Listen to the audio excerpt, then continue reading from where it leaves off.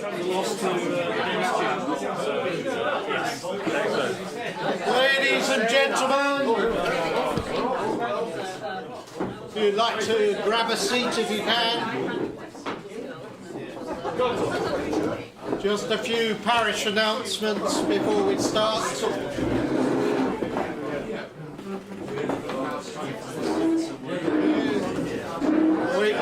Waiting for people to settle down. Silence in the ranks. Few announcements. On the 12th of November, we have the Doomed Spoons Walk. Ian, would you like to say a couple of words about that? Yes, welcome fellow imbibers.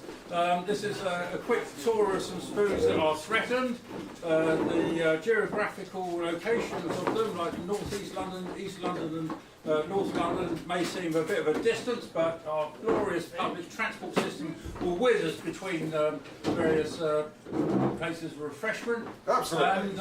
And this is a bit of a joint escapade between some friends of mine in camera and some other characters. So it's not a formal occasion. So yeah, so kind of Wetherspoons, sort of like customer attire. So it's a good excuse for you to go into the T-shirt drawer and bring out some of the old student beer festival or like T-shirts. So let's have a laugh. Susan wear something relating back to a few decades ago and beer related. So hurrah! I will see you on the 12th for a jolly escapade.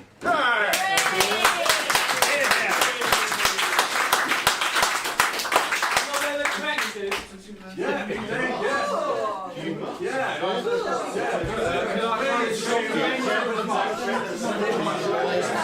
Settle down. Okay, on the 16th we have the virtual New Sheridan Club quiz via Zoom. 18th and 19th Candlelight Club.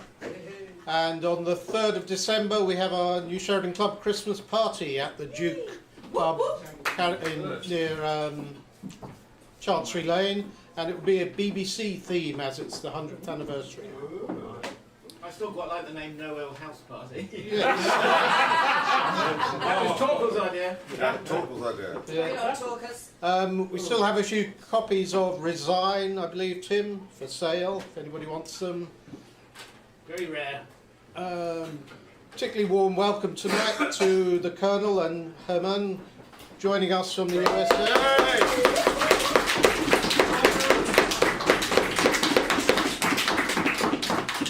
And the next meeting will be 7th of December, where I'm afraid it's that man again, Essex. We'll be talking on an English Christmas, reading some letters and novels, so be warned. No Nazis. Probably. Anyway, just to introduce tonight's speaker, Sarah, who will talk on Tonks, Gillies, Kennington, Hillary, art and facial reconstructive surgery in World Wars II, 1 and 2. Thank you, Sarah.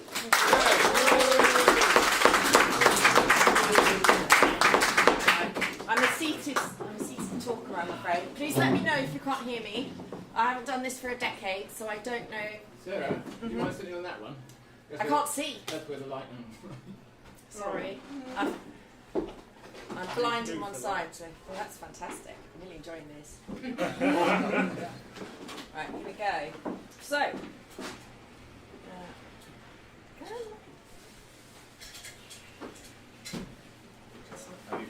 It's not clicking. it's not clicking.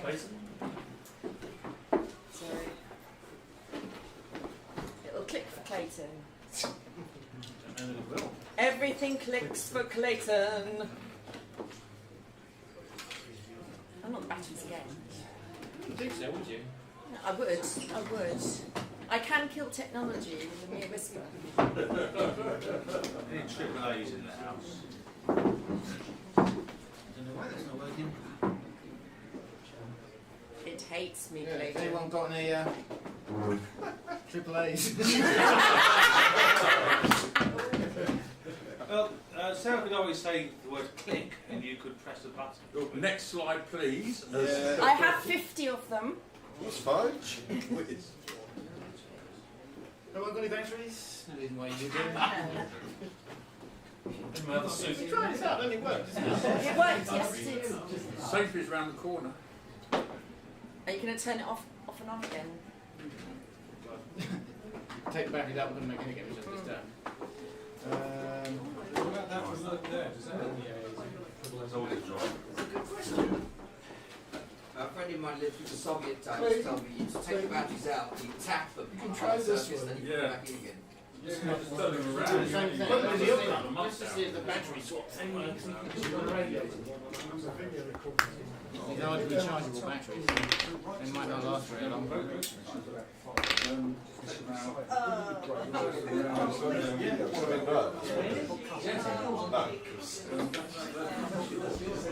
It's fine. It's got power, it's just not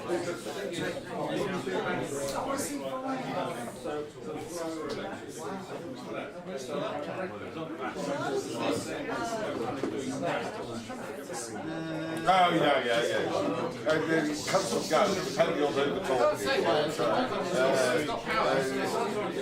She's always very polite to them when I talk side. She likes to come down to the room. Exactly. She does come along. I think she's absolutely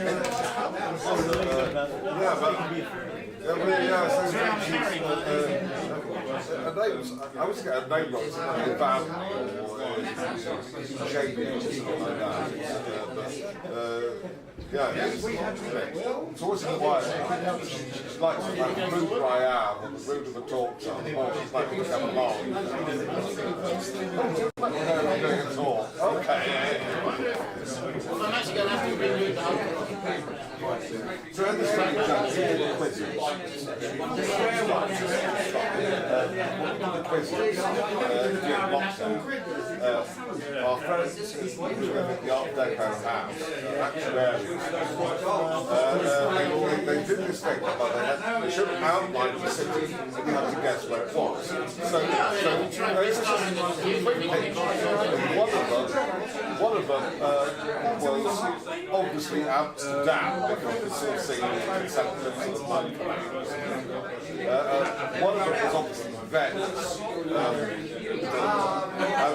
They didn't make it too complicated. And one was Berlin. And I knew that because we were going to go to Berlin, studying the second year. We wanted to go to half term, but it all got locked down. And I was excellent. This is her man is Dr. Ted. So Dr. Ted is a man who does things like Dr. Ted who lives very near the Colonel.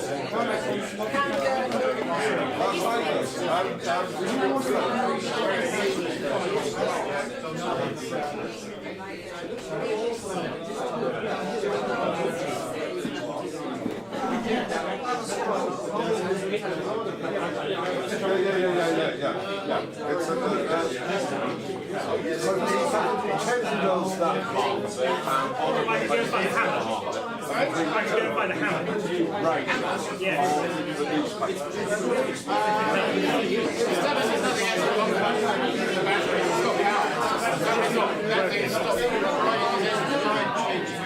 What is the, does it work by Bluetooth?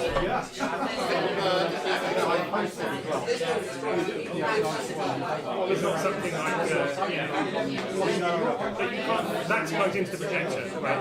That's the mini mic.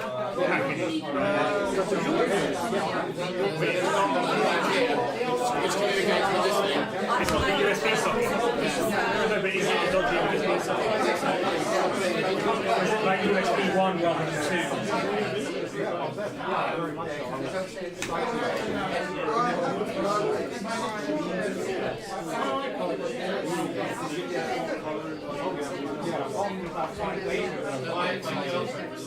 It's showing up, is it? we've got outside of that.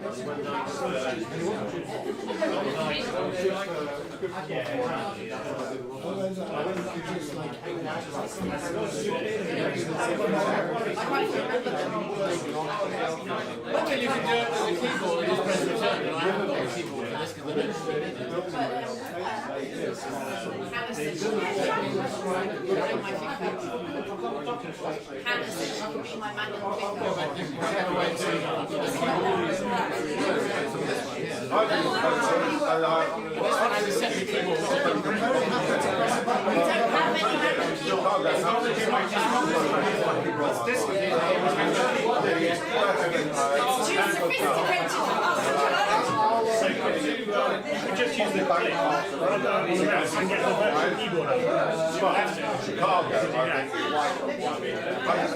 Or quickly download some kind of wireless phone,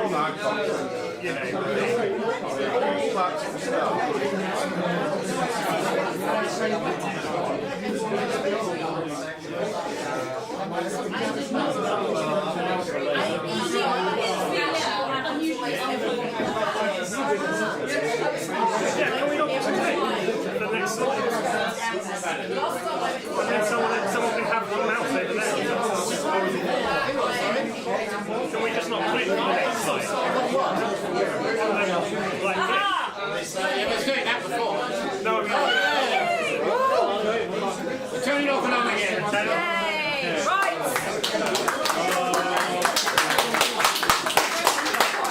We have the technology. We will confuse you. Right. Encore horror. Right. Art has worked to record medicine. Silence! Art has worked to record medicine for all history, and before the advent of photography, it was the traditional graphic arts, drawing, painting, pastels and prints, along with casting and wax sculpture. This is a wax Venus, or anatomical Venus, that recorded the human body for medical use. This is from Andrea Vesalius's The Human Body, or De Humani Corpus Fabrica, from 1543. It's a workshop of Titian, and so you can see the arts were used for anatomical purposes. By 1914, there was, of course, X-ray photography to help in this process, but the traditional arts and artists were still utilised by surgeons who were dealing with the bloodied byproduct of industrial war. I'm only going to talk of one surgeon, 2 artists, 2 wars, and a 23-year-old pilot. In 1914, New Zealand-born Harold Gillies was a 32-year-old Harley Street ENT surgeon, famous amateur golfer, though he is on a cigarette card, an excellent violinist and reasonable pianist. Sent to visit hospitals on the front, he quickly realised that the technology of the new war was going to cause cause complicated problems for surgeons such as himself, who dealt with the head and with the soft tissues of the face. With the rank of major, he travelled to all the major British French hospitals, keenly observing their practice. This is a French soldier, noting what worked and what did not. At the time, while the French surgeons were considered the most advanced in facial surgery, and the Germans in general surgery, they did not care for the aesthetic result. So this chap is considered both finished and functional, and he was sent back to the front. They also did not coordinate their efforts, individual surgeons guarding their techniques and secrets from each other, and importantly, they did not value dentists who undertook to fix broken teeth and jaws. Could not work alone, they had to work supervised in their theatres. It was in this role, as a supervisor to the Franco-American dental surgeon Auguste Fernandier, a man with a mobile dental surgery in his white 1913 Silver Ghost, that Gillies learned how important to fixing a face dentists could be. Returning to the UK, Gillies decided to create a facial hospital of all the talents, and not just a surgical one. He also realised that in order to develop and teach surgical techniques, as there were really far too few specialist surgeons available, and many would have to be taught and trained on the job, it was necessary to clearly and completely document each case. Gillies assembled a group of photographers, artists and sculptors to help them do this. He even took drawing classes himself. He was rubbish.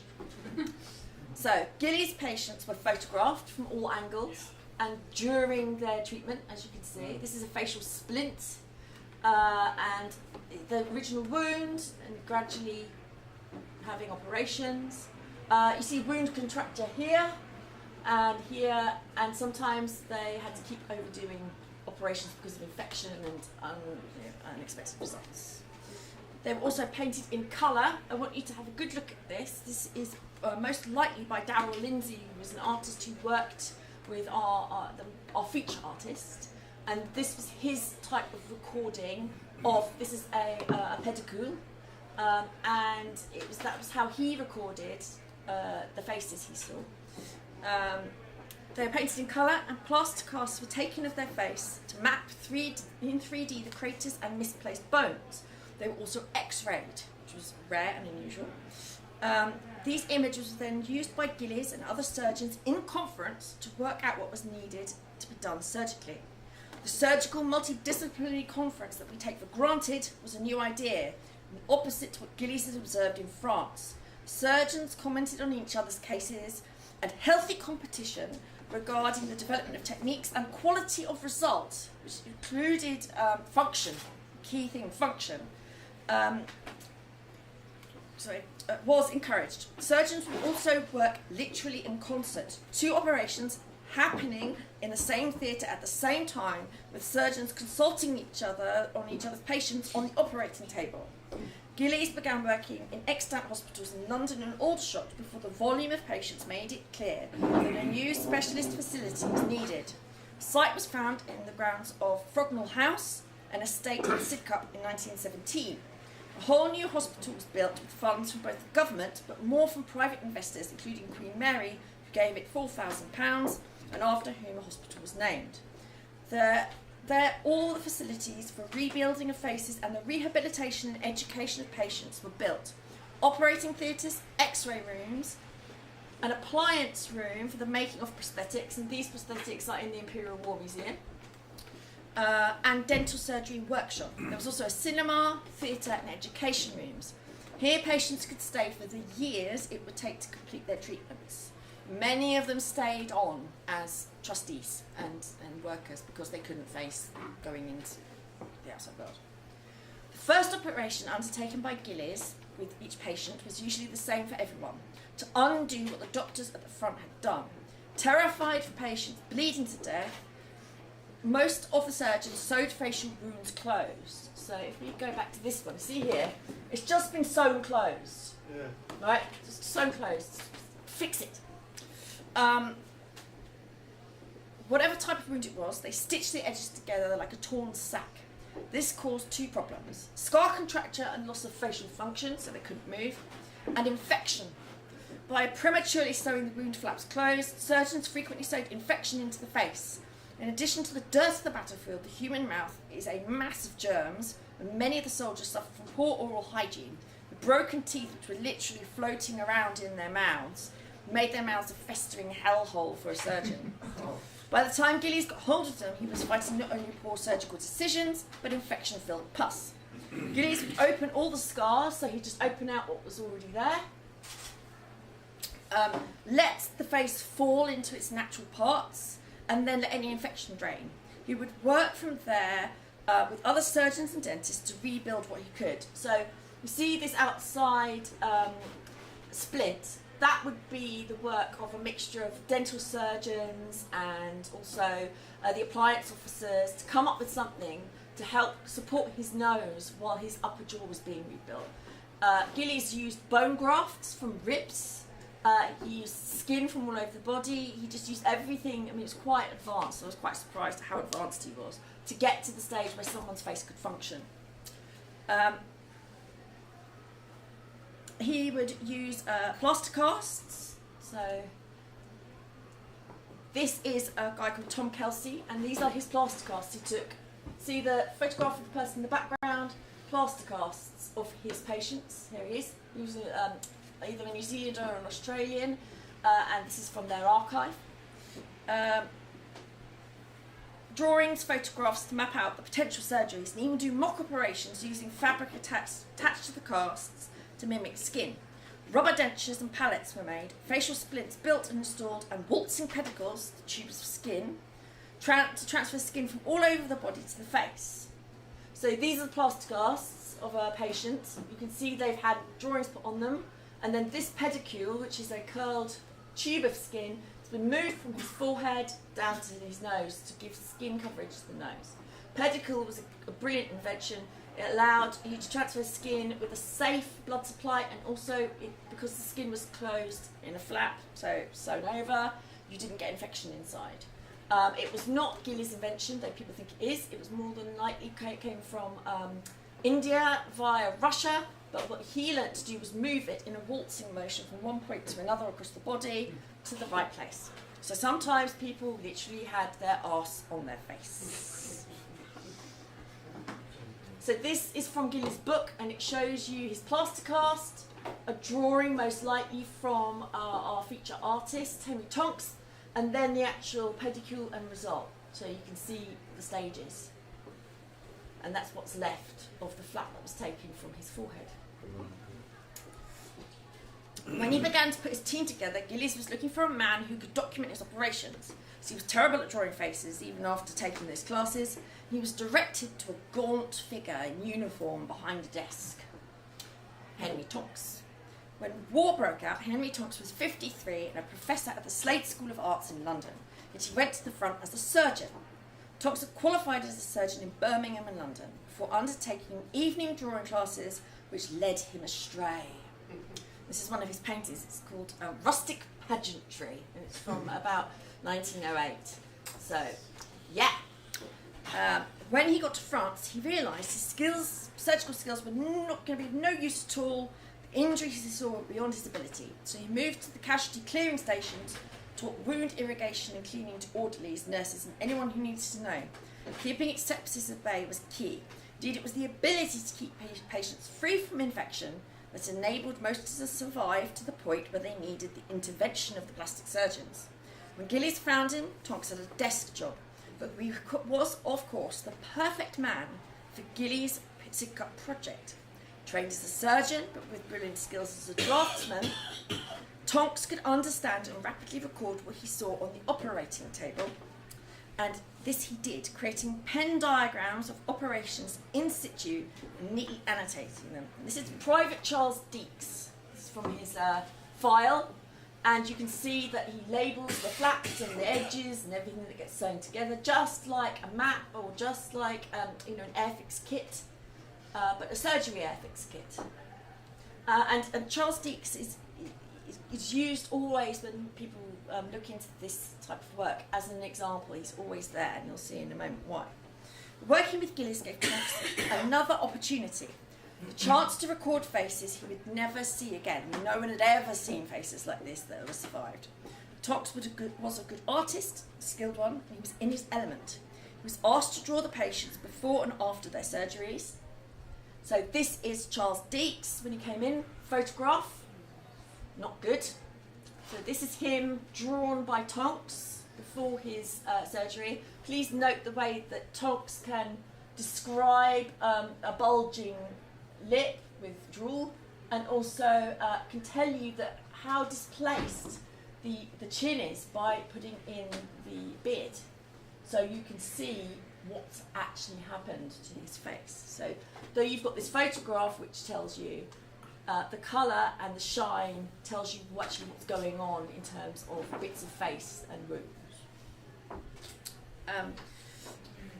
He was asked to draw patients before and after their surgeries. Though they had been photographed, Tonks' pastel works gave the doctors vital information about the wounds and their healing that a black and white photograph could not. So that's Deeks after his surgery by Tonks. And notice it's a much lighter treatment because he's got less, he doesn't have to give as much information about what is going on in this shiny mass. As there's the tongue. It's all gone, so it's just showing how it's been fixed. And this is him when he'd been discharged. So that's a pretty good job, I think. Wow. Pastel was used because it's clean, simple, no need for jars of turps or brushes. Fast, dry, portable, and had a wide range of colours. And because Tonks' skill allowed him to use it to describe the great variety of surfaces he would see. Historically, pastels were considered inferior to paint as an art medium, needing less skill, though it was always popular as a portrait medium, particularly in the 18th century. This is Tonks again. Tonks drawings are not large. They're just slightly over A4. He would not have needed a vast drawing board or easel to deal with the ordeal of intimidating equipment when facing the injured men. He was also in uniform, which gave him the situation of sitting situation of formality and a set of rules that helped the most rare happening. So he's doing this portrait as a military man, stopped embarrassment via protocol. So these images are all Royal College of Surgeons, and I'm not giving individual names because I'm only really using them as examples of art. I'm being cruel and horrible, but to me they're not people, they're just pictures. I'm not going to lie. Tonks pastels are small. He usually starts with white paper and tints the ground around if necessary. A white ground allows him to keep the colour bright and true, necessary to an image that is also a medical record. His images are brisk, the subjects are still, and look caught in the headlights of his gaze, even if their eyes are averted. The audience shares in their discomfort at being looked at, and we feel we are staring, but only because the rarity of the subject, but also the handling of the lines near the eyes, if the eyes or eye are healthy, quiver. I think they've always got slightly juddering eyes. Tonks' handling of pastel, though seemingly loose, is acute. His lines are so exact in their movement that we can follow his gaze and share the points of interest with him, not only as a surgeon recording a medical case, but as an artist. Tonks was interested in representing the volume of healing scars and misplaced facial skin. This isn't what it... I was quite confused by this. This is his nose. His face has been destroyed and his nose has been sewn to his cheek. They actually managed to pull his face out using a splint, but of course they couldn't replace his eyes. Misplaced facial skin, its sheen and change in colour. He was particularly good at rendering the slimy granulation of the human tongue in tension and the tilt of the head when it's contracted. So this is Private Williams. He was from Nigeria, and he is quite an interesting representation because apart from the fact he's the only black soldier that I've found in both Tonks and Kennington. In this, Tonks is definitely referencing a previous artwork. He references Rubens and Baroque paintings of magi and black servants, and it's the only one where you can see a definite reference, because everything else is so strange and otherworldly. There is no other reference. No other artist has done this as a main artwork. So you can see his wound is contracted and turned his head to the side because he's got no jaw. They built on the jaw. Tonks' bones, this is bone, are green-grey. Any bony formation seen against the flesh are this odd colour. It may be that Tonks was using a limited palette or wanted the bone to stand out clearly against the flesh. Or it could be that these damaged and sometimes incomprehensible fragments of skull really were that colour. The pastels Tonks used were heavy in pigments, light in binder, and his paper had only a light texture. His colour can be dense and velvety, so in this it's all dense and heavily worked, beautiful colours.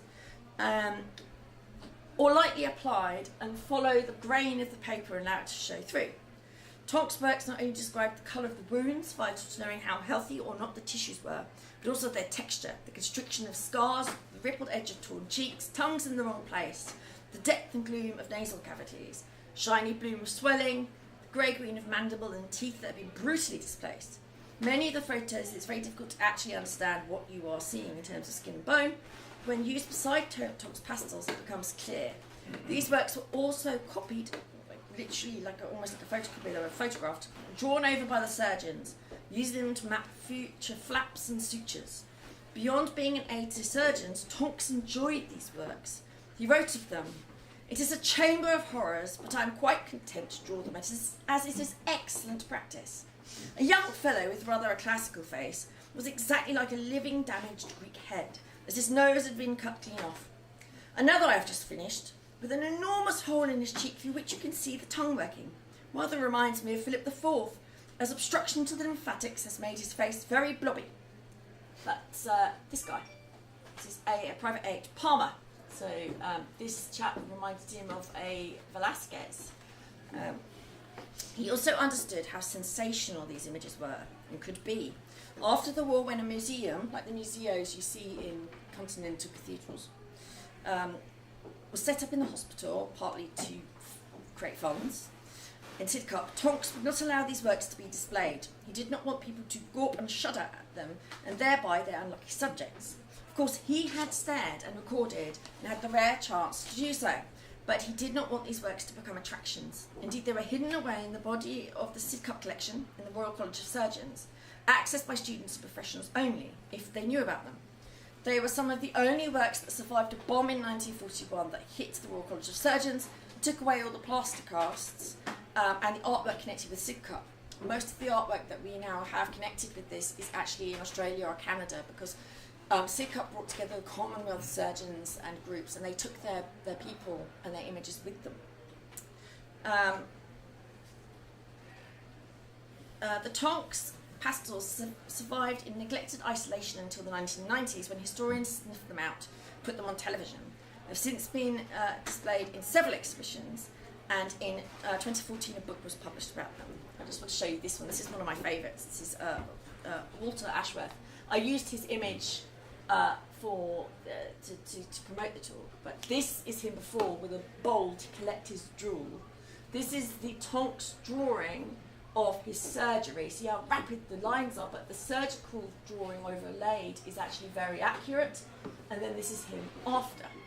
And he's another one that's always used, but partly I think because he looked quite cheerful. He looks quite well afterwards. In fact, I think it's quite interesting that Tonks uses this greeny grey colour, which I think he would have looked greeny grey, unshaven and quite, well, smashed.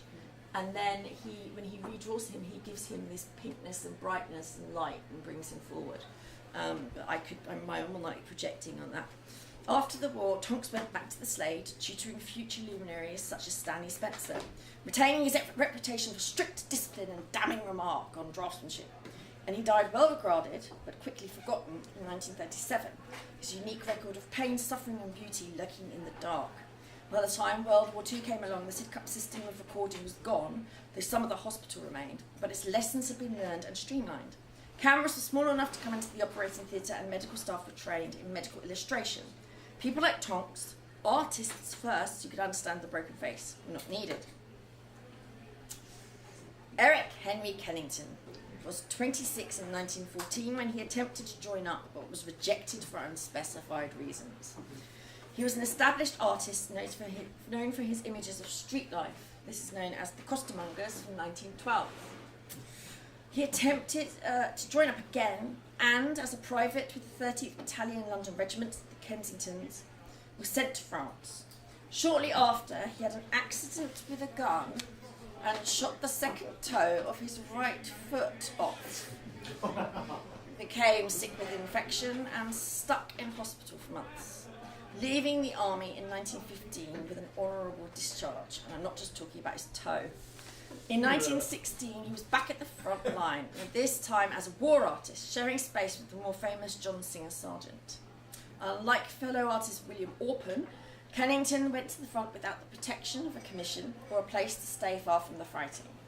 While there, he produced 170 drawings of soldiers in 7.5 months, which eventually became prints, and a large reverse glass painting now in the Imperial War Museum.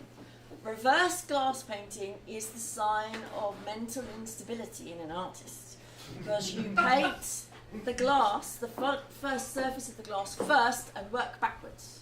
And he wrote that in drawing this, which is, and I do have to look it up, it's the Kensingtons in one of their situations, and he is a chap in balaclava. Considering he was only with them for a couple of months, he obviously felt they'd done something. He said he walked more walking around back and front doing this painting than he had when he was actually on the front.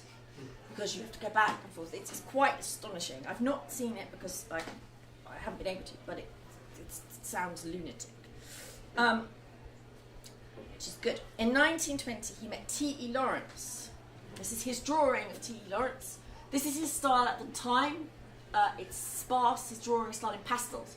It's charcoal, hot heavy charcoal, and white chalk or peach chalk on this grey background. This was more than like green paper originally, but it's faded. And he was entranced by him and volunteered to illustrate his travels. Lawrence, while he liked Kennington, did not exactly encourage him, telling him he would be welcome if he provided his own funds of £600, which is the equivalent of £24,000 today. Most likely expecting, perhaps hoping, this would be impossible. Kennington raised the money, sailed to the Middle East in 1921, and Kennington's work with Lawrence was covered in a previous talk here in 2008 by Dr. Jonathan Black, who is the Kennington man. So I'll not cover it in background, other than to say the two men became close, and Kennington developed his pastel portrait style greatly during this time. So this is when he started, and then he moved on to doing these full colour pictures. And this is Muta Beni Hassan, and this is one of the illustrations used in Seven Pillars of Wisdom. And yeah, his work illustrated the Seven Pillars of Wisdom. He was greatly affected by Lawrence's death in 1935 and created a memorial bust to him that was placed in St Paul's Cathedral.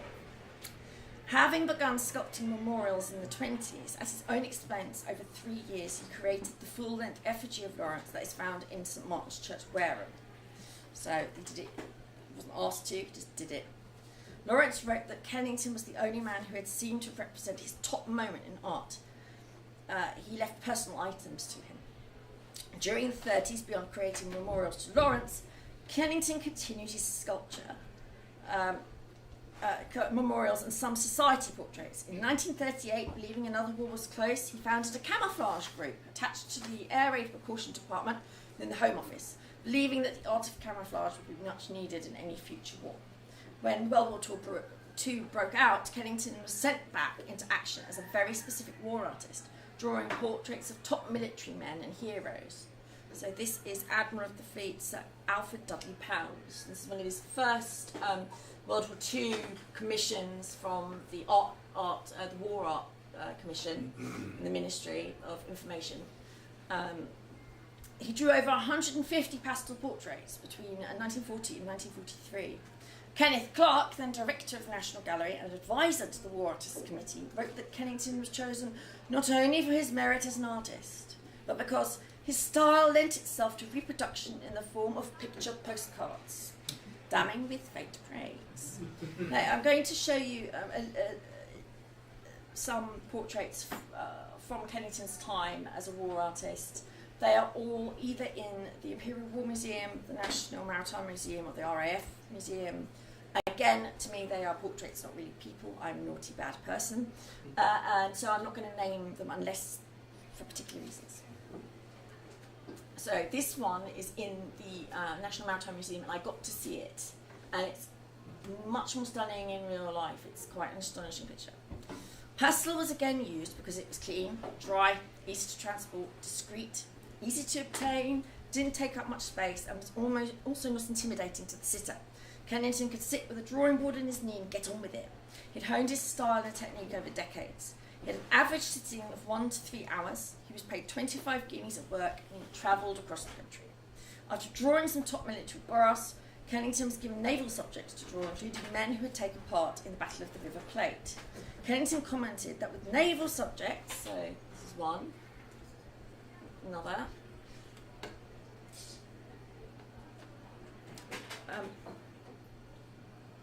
the problem was that when they were asked to stay still, they did, not even blinking.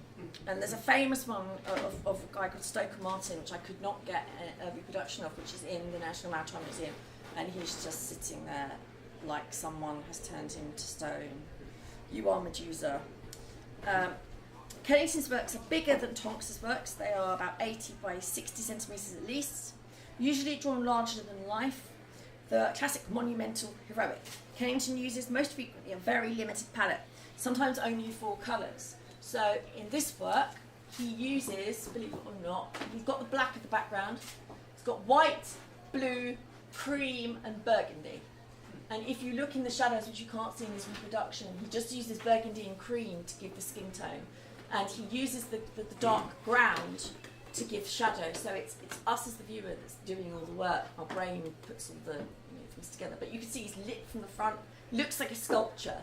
And then he's got this magical glowing light behind his ear.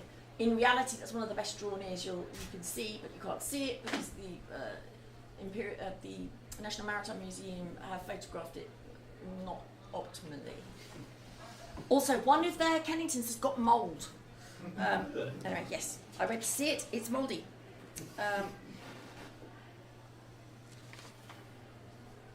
Yeah, so his treatment of the pastel is opposite to Tonks. Tonks is agitative. He takes a white background and adds colour. Kennington is reductive, more like a sculptor, which he was, uses a dark ground and adds highlights of colour. This is an RAF portrait. He's the epitome of like the RAF chap, isn't he? He's got a gigantic chin as well. But this, in the other pictures, increasingly in the RAF images, he begins to add more colour. So he starts off with these limited, using the paper for the shadow and the colour of the face, a very limited mark making, suggestive mark making, using his actual hand movements to describe what you're seeing, the different textures of the clothing, the moustache, hair. It's all down to his skill, his hand-eye coordination. This is an amazing one. So he begins to add more colour, blocking out the background and paper colour. He adds details of clothing, accessories, and setting, making the images more interesting for the public viewer who would go to see them, displayed at the National Gallery. So the National Gallery was empty, they put on exhibitions. In place of Titians and Gainsborough that were in storage, they became more illustrative and were turned into the postcards that Clark had predicted. Kennington was always aware of his works being exhibited and reproduced in books. He wrote books Tanks and Tank Folk, drawing the RAF, published them himself, made money. He pushed the ministry for the latter, to have them on display, to have known of his works, and to publish them. As said, some were turned into postcards, while others were lost in transit to exhibitions to the Allied and Commonwealth countries. So you can see this is another RAF one that's getting more colour, more description, less focus on the face, there's more going on, it's getting more busy, more poster-like, and more just like an illustration. They were sent to exhibitions in Allied and Commonwealth countries, also Russia. Kennington drew Canadian, Polish and other Allied pilots, even creating a homage to the Polish struggle. He was not only very patriotic and enthused by heroism, he was also very supportive of the Allies and represented them favourably. So this is, I think he's Norwegian, you can tell me the flags. So this is just like a sort of cinema poster image, but it uses the ground and his highlights to show the hand. You can imagine the rest of the hand, but it is very much like a poster image of the young hero, this cravat, and the Brooklyn boys. Again, it grows more colour, telling you more about the background, etc., etc. And this is like the ultimate one for just completely drawing everything and filling in the whole page. This was a Polish hero. I cannot pronounce his name, so I'm afraid I've left him. But again, he's in the RAF museum, I believe. However, so far I've not found any non-white African servicemen or Indian servicemen in his images, unlike the Nigerian Private Williams with half a jaw recorded by Tonks. And I found no other guinea pigs. Those burned and maimed servicemen treated by Archibald McIndoe at East Grinstead were follow-up particularly Sidcup, apart from the following. Meet Richard Hope Hillary. This is a photograph that marked his gaining his wings. An Oxford Blue in rowing, Hillary was born in 1919 in New Zealand and sent to England as a child for his education.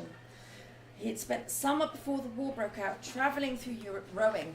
He knew he wanted to be a journalist, perhaps in the colonies, when he graduated. Once he had his wings in 1940, and this is him in a German dinghy, where he was being shot at by one of his friends. Hence, he's looking down to his person to make sure it's all right. This was the only time he ever wore his actual kit was when he was not flying. He eventually joined 603 Squadron, where he had 5 confirmed kills and 7 days flying before he was shot down and crashed into the sea. Hillary, like many young pilots, did not wear his gloves and goggles when flying, and on that day he had just had a new hood fitted to his Spitfire. The hood jammed, but he did get out, and he did get his chute open. And this is from his book, The Lost Enemy. Then for the first time I noticed how burnt my hands were, down to the wrist. The skin was dead white and hung in shreds. By closing one eye I could see my lips, jutting out like motor tyres. In 1942, when Hillary becomes of interest to us, he has had new eyelids, a new top lip, and eyebrows made from the hair on the sides of his head. These have been arranged on his face by the famous plastic surgeon and cousin of Gillies, Archibald McIndoe, Queen Victoria, East Grinstead, home of the Guinea Pig Club. And this is a very blurry guinea pig from the Imperial War Museum. He can write with a pencil. He's travelled to America to talk to the workers. He's been told he has a face for radio. He's written a book and had an affair with Merle Oberon. The book, known as Falling Through Space in the US, was published by Macmillan, and this is the image of Hillary they used to promote it. It's heavily edited, particularly across his cheeks here and his lip. So that was his promotional picture for Falling Through Space. Later, the book is published in the UK as The Last Enemy and becomes a great hit. All this time, Hillary has been fighting to get back to flying. When not having operations on his face, he's having operations on his hands. When Henri Kennington meets Hillary, he looks something like this. So that's his face, new lip, new eyelids, new eyebrows. That's from below. And these are his hands. Hillary's wounds, as you can see, are recorded by camera, but his operations were recorded by drawings. Drawings I can show you, but I can't have them recorded. So you tell me when the little sign is up, Clinton.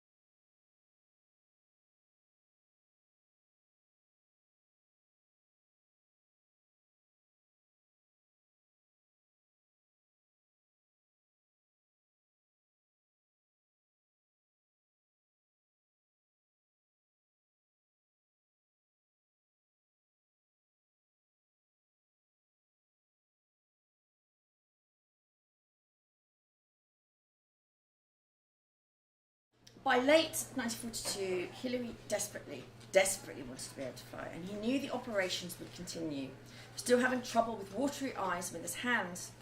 How the Kennington portrait of Hillary came about is unclear.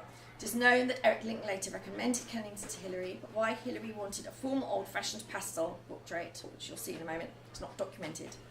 But it was clear he wanted to give it to his girlfriend, Mary Booker, a divorcee some years older than him, and a friend of Merle Oberon. Actually, Merle Oberon had recommended Mary Booker to Hillary. But considering sitting to an artist might be grueling at the best of times, sitting to one when you have facial burns, scarring, and are recovering from surgery, it's a peculiar choice. Sitting for photos and portraits is now recognised as a form of helpful therapy for some people with facial injury. I used to work for a charity that organised this. But in the 1940s, as we saw from the Macmillan photograph, the close recording of damaged face was not the fashion. It was not a form of rehabilitation used by McIndoe at East Grinstead. So this is Kennington's portrait of Hillary in the National Portrait Gallery. It was also the time that Hillary was struggling. He writes constantly of struggling with the decision. He was nagging everyone to pass his medical board fit to fly. Perhaps having a portrait drawing was about capturing a moment of success as an author, and before he knew he would be allowed to fly, etc. I think the choice of Kennington is quite clear. He was a famous portrait artist by now, what with the shows at the National Gallery and the publishing of books such as Drawing the RAF and Tank Folk. He was known to be the artist of the RAF, to which Hilary wanted to return. Being drawn, though as a private commission by Kennington in his uniform, Hilary was placing himself among his RAF contemporaries again.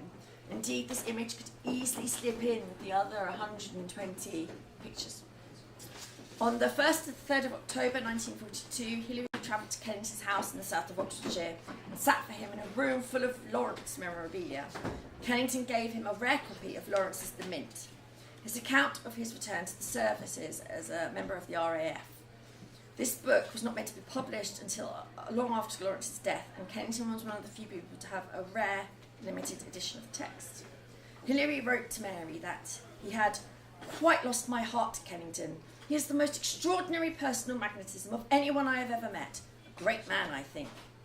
On sitting, he wrote, I felt such a wonderful surge of peace and potential creation as I've never felt before.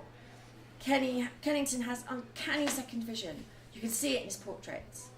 Kennington wrote to him, you sit there and you hand over your mind for me to play with, and yet you have the power, not I. It's a rare chance to read about a sitting from both sides of the easel. When I first saw this portrait in a book in 1993, I knew there was something wrong with the face, the creasing, crinkle of the brow, but I did not read the blurb about the burning.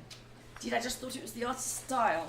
I didn't see another Kennington, and I didn't know that it was not usual, and that he could draw accurately, and the oddness of the face was actually real. In this portrait, Kennington uses his limited palette to play down the patchwork patchwork nature of Hilary's face.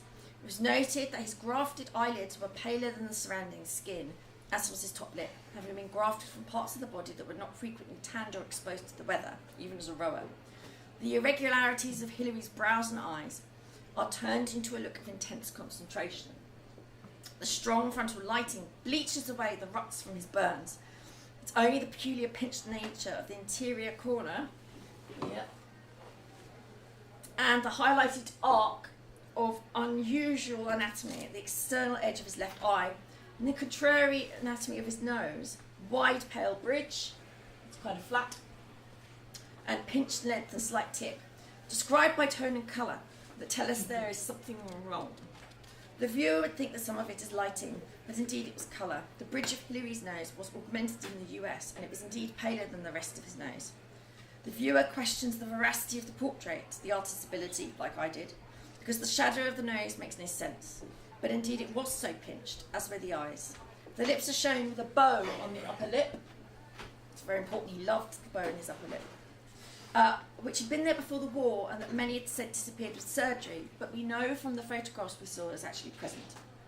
Kennington wrangles with the problem of Hilary by lighting him strongly, colouring him in a way, in a limited way, and letting the implied shadow of his jawline here do the rest. It leaves a great deal to the viewer to fill in. He uses the same strong light that illumines Hilary, the hero, to light his RAF wings, as he did in the official RAF portraits. Hilary was very pleased with the work. I've got a face, he wrote, and he gave it to Mary.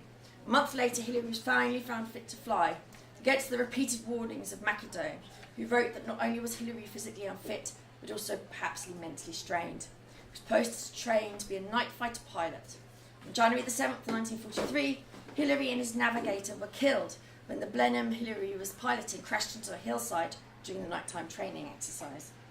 When Hilary died, he left the portrait to Mary Booker and mentioned Kennington in his will as the only complete man I know. Hilary's father wanted Kennington to create 2 copies of this portrait, for Shrewsbury School and one for Trinity College, Oxford. Kennington created 1 copy, which I've seen, and this is a very good reproduction of it. It's very odd. Now displayed at Trinity, but wrote to Michael Hilary that he could not make a second copy. It is hinted that Kennington had a small breakdown at this time. I believe he drew no more RAF portraits. I've not found them, but I am researching. There are differences between the Trinity portrait and the NPG original. So if you have a look. In the colour, stronger colour, denser use of pastels, less subtlety. It's more like an edited, cleaned up version. The light is harsher and more boring. To be quite frank. Got better hair. Yeah, I mean, lovely thick mane, I'm using the Head and Shoulders. But yeah, it's not as subtle and by miles, really not. Colours in the copy are more intense, less subtle, particularly the green behind the head, green light behind Hillary's head, is quite strong green in real life. The mark making on the face is less delicate and the pastel more thickly applied. Hillary's original image was lent by Mary Booker to his family for the duration of his parents' life. As they outlived her, it was they who decided to give the image to the National Portrait Gallery. After his death, Michael Hillary, Richard's father, his wife, arranged for the pastel to go to the NPG. She was not Hillary's mother, she was his second wife, in 1977. At the time, the gallery accepted the piece, not because of the fame of the artist or the sitter, but because they had no examples of portraits of World War II pilots and no example of portraits of McIndoe's patients. I've actually seen the letter where they say, we're going to accept this because we don't have anything else like it. They didn't gain one of McIndoe until 1987. Portrait languished on top of a cupboard. I've actually seen the record of it staying on top of a cupboard, periodically being condition checked for a decade when it finally went on display. Renewed interest in McIndoe and the Guinea Pigs in the 90s, and Sebastian Faulk's telling of Hillary's life in the Fatal Englishman, 100th anniversary of the RAF and the anniversaries of the Battle of Britain, and led to The Last Enemy, his book, being republished. Sometimes with Kennington portrait on the front, but never with the photos from East Grinstead. By the beginning of World War II, Henri Tonks, famous in his lifetime and the eminent degrees to British art of the 20s and 40s, was dead. Now if you research him, it's the long hidden images of damaged servicemen that spring up. While his personal work is little known, Tonks pastels are held by the Royal College of Surgeons in London, in Lincoln's Inn, whose archive has reopened after 2 years this week, which means I might actually get to see them. Sir Harold Gillies continued working on faces at Sidcup into the mid-20s, and the hospital wound down. Go on. So this is the whole collection of the Gillies at the Royal College. There are about 80 of them. And this is how they present them on their website. He returned to private practice, frequently treating old soldiers as his Gillies at a lower rate. Returned to the front line facial surgery in World War II, being one of the big four facial and neck surgeons, yet overshadowed by his cousin and student, Sir Archibald McIndoe, and his guinea pigs at East Grinstead. East Grinstead was built on the shoulders of the giants at Sidcup, not only in terms of surgical techniques and results, but also in terms of rehab. After the war, Gillies performed the first successful female-to-male and male-to-female sex reassignment surgeries in 1946 and 1957 respectively, using his experiences of delicate surgery gained in both wars to make this procedure a success. Think of the pedicle. He died slightly poor in 1960. After the war, Henri Kennington returned to sculpture, but he never developed further artistically. He created figurative monuments, illustrative portraits, and a Danish bacon medal. Art world moved beyond him. I can't find it. Moved beyond him, and is still best known for his work with Lawrence, though our own Dr. Black has sought to rehabilitate him. And I believe his portraits should be considered more seriously, not as mere historical record, but as examples of pastel art. In the various archives I visited, I found no complete set of images of his World War II work and hardly any images out of 170 drawings from World War I. Richard Hillary's reputation shrank in the years after his death. There were so many martial memoirs coming out. Though his family created their own mini cult. Copies of the Kennington's portrait were destined for his old school in Oxford College, but the family set up funds for prizes in his name. Prizes for writing which are still awarded in both institutions. In 2019, Trinity celebrated the centenary of Hillary's birth with an exhibition and a dinner. This year, the Hillary Prize for Creative Writing was won by Alexander Svitch and Nicholas Valencia. The copy of the portrait hangs in the stairwell of their new building. There we go.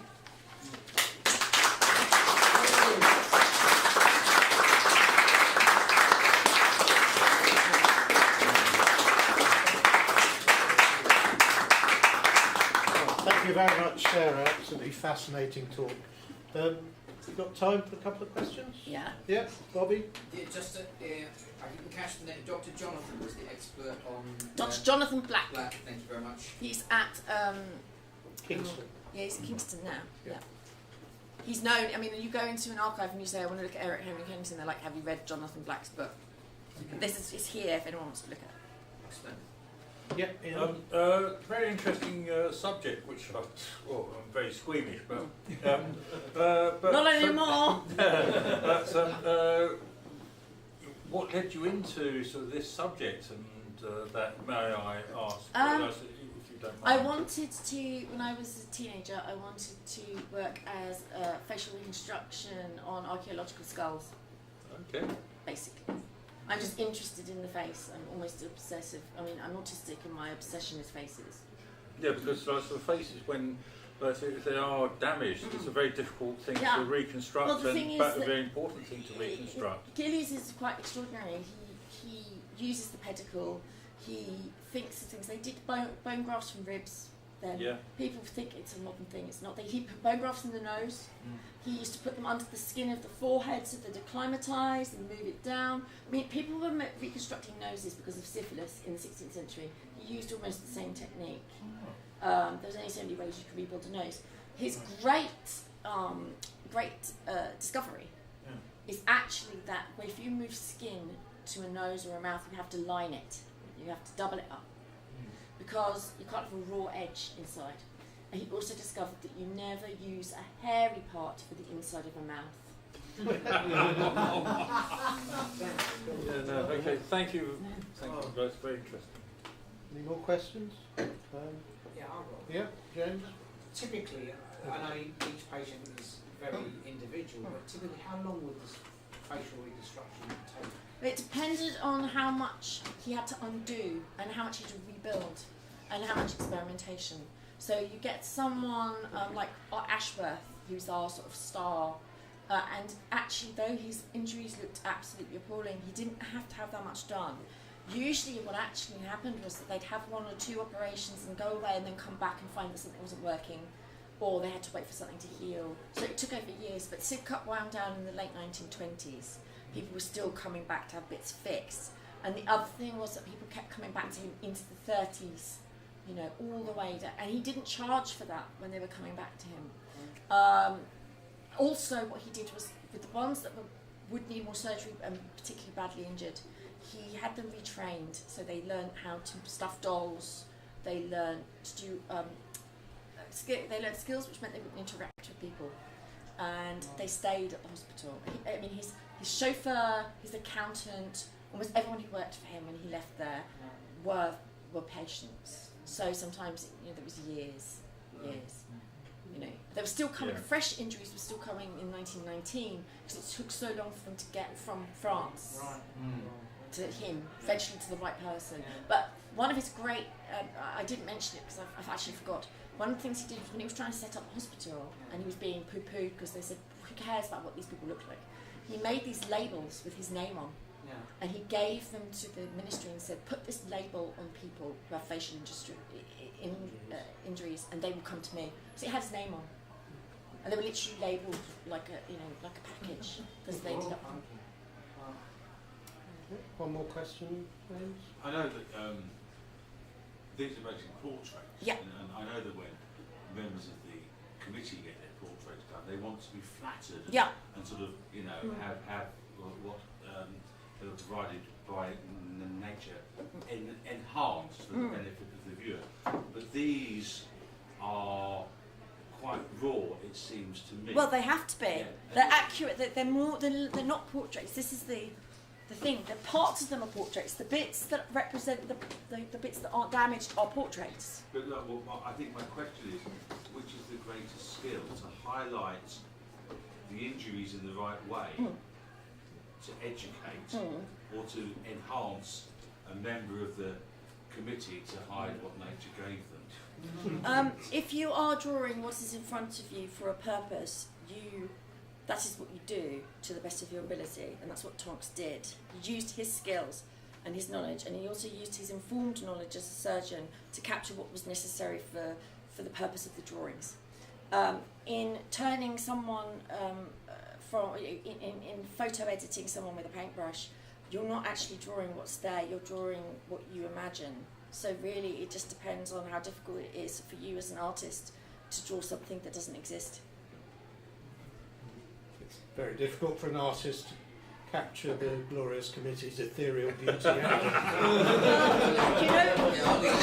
know full well that you glamour and dazzle us so much that really you just come out as a halo. We just keep drawing halos over and over again. Seraphim, you know, all these eyes and wings and the sound of terror and death. I heard that nothing was ever painted because the artist was too busy genuflexing. We are not worthy, we are not worthy. But it's mainly because we can't remember what happened, but we limp afterwards. Anyway, thank you, Yeah. Sarah, for...